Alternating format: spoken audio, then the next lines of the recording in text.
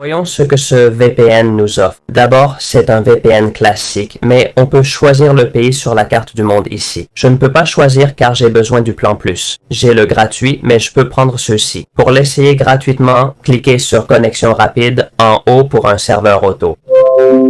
Là, je suis aux Pays-Bas, mais je peux changer. Je clique sur Changer et ça me met aux États-Unis. On peut ainsi tester le VPN gratuitement.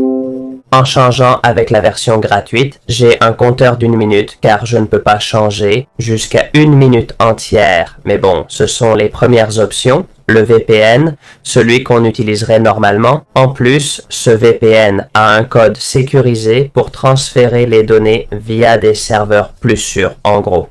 Ensuite, il y a un truc super utile pour beaucoup d'entre nous et qui marche vraiment bien, c'est le NetShield. Ça sert à bloquer les malwares et aussi les pubs ou trackers, ceux qui apparaissent sur les sites web quand tu y vas. Une pub pop, c'est chiant et ça reste là un moment, mais avec ça, ça n'apparaîtrait pas et serait supprimé automatiquement. C'est comme le truc classique, comment ça s'appelait déjà? J'ai l'extension ici.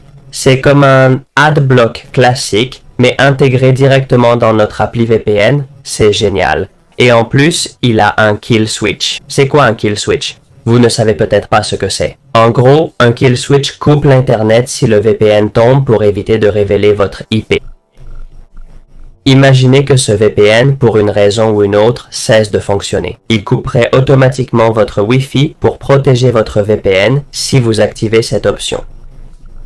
Ainsi, il se désactiverait et votre VPN ne serait pas compromis. Donc, si vous en avez besoin, c'est là pour vous. On peut aussi choisir les serveurs rapides ou aléatoires et voir tous les pays VPN disponibles. Ils ont différents serveurs et répéteurs dans chacun de ces pays. C'est très intéressant. Pour voir notre profil, on clique en haut à gauche sur les 3 points pour accéder aux paramètres. Ici, on a tout pour changer de langue, lancer au démarrage, la connexion, le VPN rapide, le DNS et d'autres réglages avancés. Et une option géniale de ce programme, comme beaucoup d'autres, c'est que en cliquant sur cette flèche, ça s'affiche en petit écran allongé pour changer de région ou régler ce qu'on veut avec le kill switch ou le NetShield selon nos besoins. Parfois, Windows dit qu'on a le NetShield et de le désactiver si on ne peut pas accéder à une page. Comme ça, vous pouvez l'avoir à gauche, plus pratique, et l'utiliser comme vous voulez sur l'écran. Voilà ce que fait cette appli et toute la sécurité que ProtonVPN vous offre.